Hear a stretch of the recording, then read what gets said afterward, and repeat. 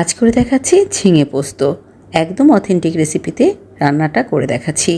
পাত্রে দিয়ে দিচ্ছি সরিষার তেল আর দিয়ে দিচ্ছি কালো জিরা ফোড়ন। এরপর এর ভেতরে আমি কেটে রাখা ঝিঙে আর পাতলা করে কেটে রাখা আলু দিয়ে দিচ্ছি।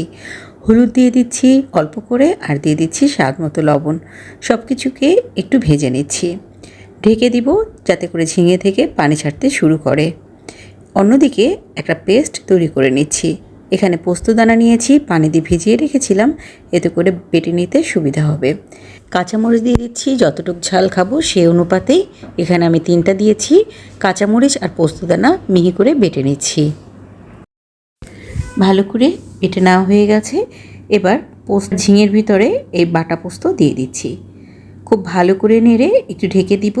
2-3 মিনিটের ভিতরেই ঝিঙে পোস্তটা একদমই রেডি হয়ে যাবে।